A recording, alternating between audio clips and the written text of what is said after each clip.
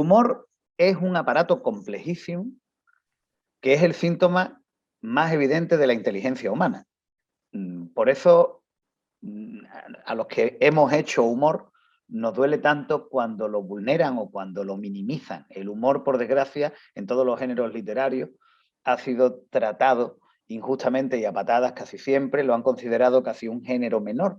¿Cuántos actores han ganado el Oscar por una comedia? Muchísimos menos que por un dramón. El humor es el síntoma de la inteligencia humana porque participa de unos procesos cognitivos dificilísimos, se desencadenan millones de actuaciones en nuestro cerebro para poder solamente fabricar un chiste, pero además tiene algo fantástico y es que es cooperativo. El humor no existe si no hay alguien enfrente que descodifica el mensaje. Yo, como me he dedicado muchos años a escribir carnaval, he disfrutado mucho cuando tú fabricas un chiste en tu casa y ves que un teatro entero o en la calle, una calle entera se ríe.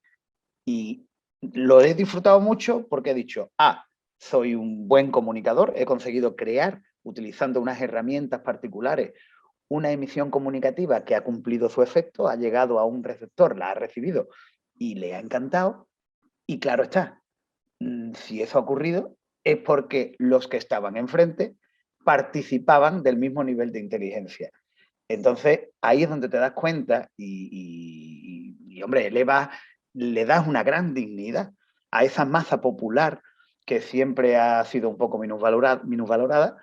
Te das cuenta de que esa masa popular que muchas veces no tenemos en cuenta guarda dentro de sí mismo la esencia verdadera del humor, que al fin y al cabo no es más que la esencia misma de la inteligencia como colectivo que tenemos.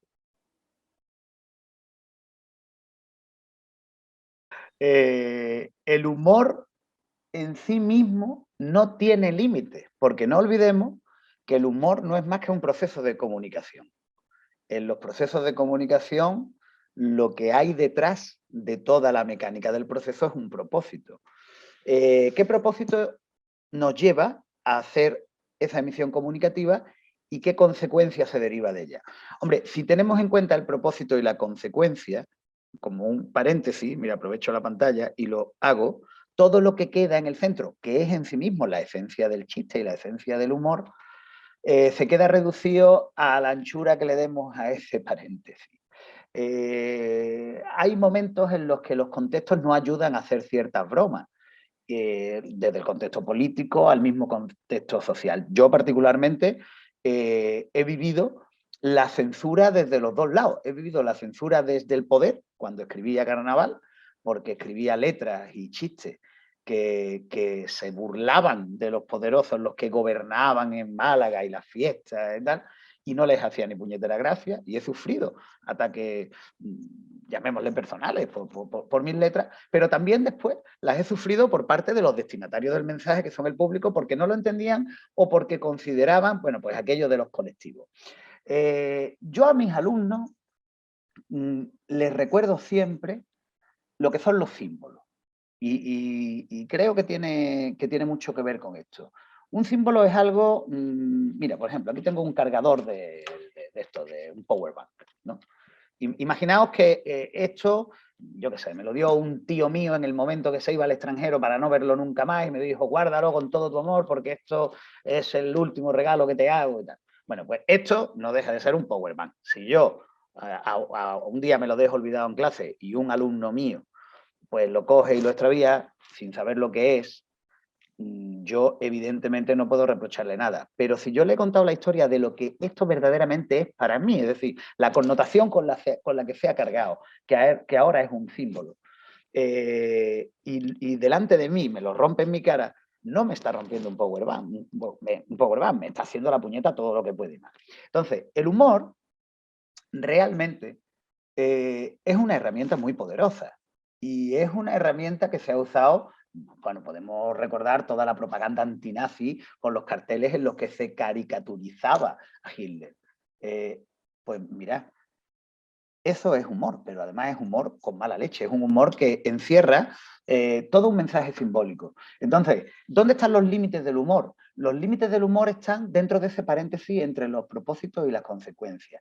¿Qué propósitos y qué consecuencias creemos, qué propósito tengo y qué consecuencias creo que voy a despertar? ¿Y para quién? Entonces, cuando yo lo utilizo como un arma que vulnera los símbolos de los otros, pues ya evidentemente me estoy exponiendo a que el humor haga daño. Así que al final, dentro de todo este paréntesis, lo cogemos todo como si fuera una fórmula matemática, lo ponemos arriba y ponemos una flechita que vaya a caer a quién le va a caer esta pedrada. Al final, me vaya a perdonar que yo tirando de carnaval y de populismo me ponga siempre de parte, esto lo hizo Lorca, lo hizo Galdós y lo han hecho todos aquellos que alguna vez en su vida han pensado en qué era escribir y para quién. Y no vamos a poner todo, me lo voy a permitir, del lado de los poderosos. Así que siempre que el humor, queridos niños, se utilice para darle morcilla al que está arriba, entonces, bienvenido sea.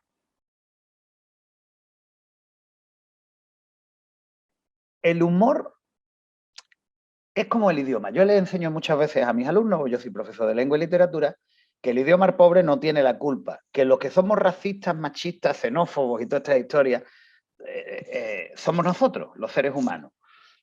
Cuando utilizamos mal las palabras y las utilizamos para dañar, evidentemente los que estamos haciendo un uso negligente de la herramienta somos nosotros, pero la herramienta no tiene la culpa.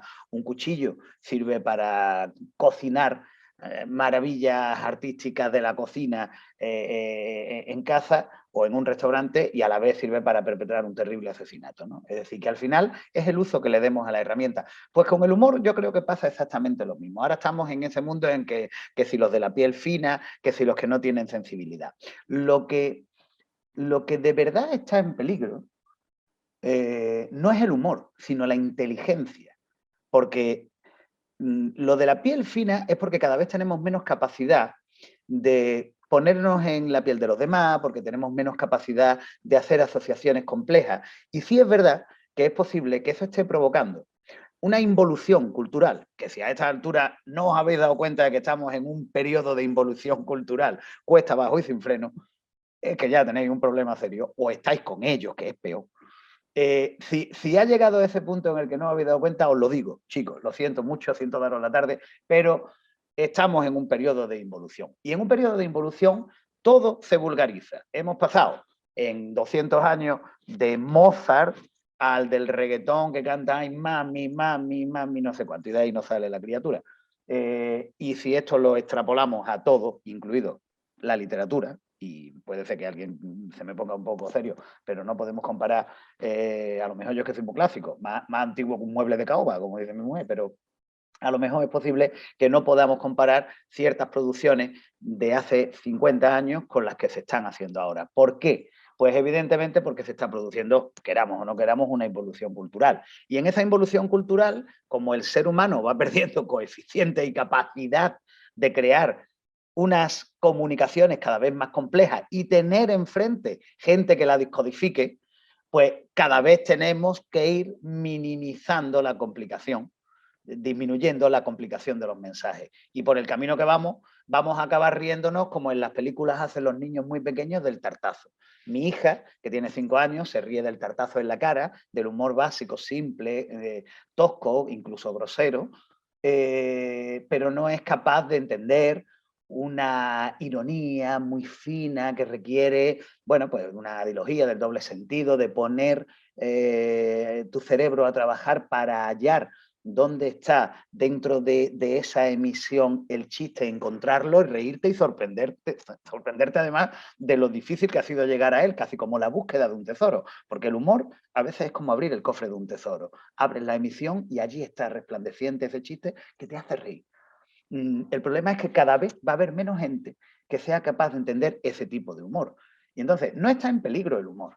Y quizás sí podemos darle la razón a aquellos que llamamos de la piel fina en que algunas veces el humor se está volviendo demasiado tosco, pero porque es el producto que puede consumir una clase cada vez más incompetente para abrir ese cofre del tesoro. Así que, chicos, el verdadero problema no es que esté en peligro el humor. El verdadero problema es que estamos en peligro nosotros, los seres humanos, porque no olvidéis que un mono puede fabricar una herramienta, pero lo que nos hace humanos es que podemos fabricar una maravillosa sinfonía que podemos fabricar una maravillosa pintura para exponerla en un museo, que al fin y al cabo es una obra de arte, o que podemos fabricar un fantástico chiste que haga reír a los demás. Eso es lo que nos hace humanos. Y si la inteligencia se va al garete, pues con ella se va al fondo del mar el humor también. El humor inteligente.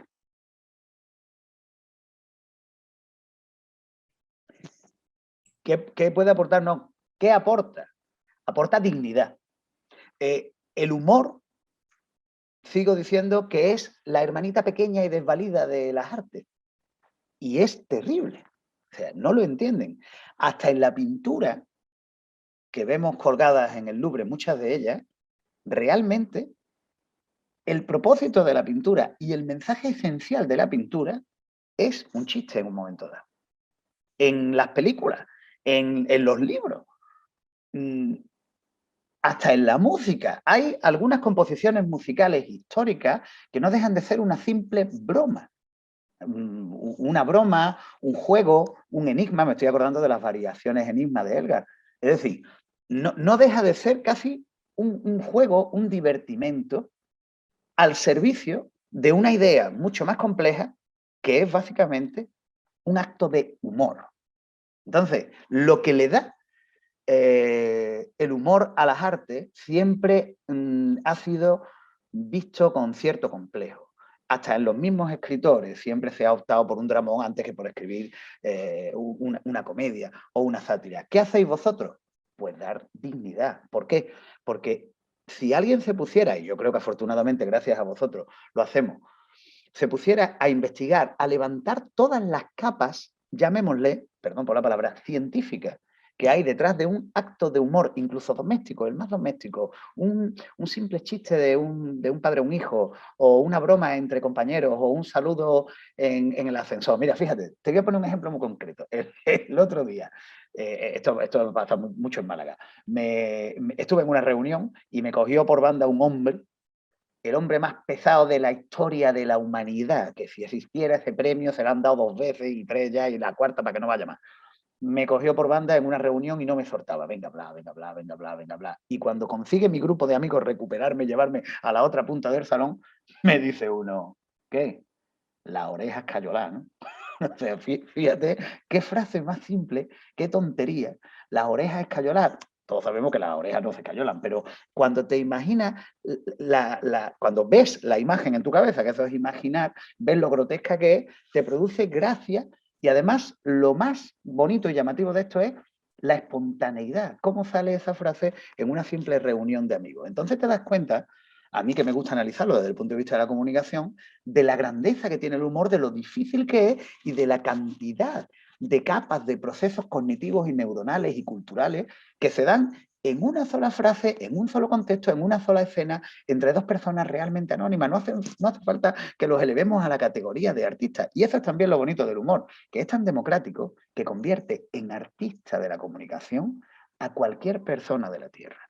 Así que fijaos si es necesario que una entidad como la vuestra le dé esa dignidad a través del estudio científico de algo que alguien minusvalora por traernos algo tan bonito y tan simple como la risa, pero que no saben, pobres de ellos, que es tan difícil y tan profundo.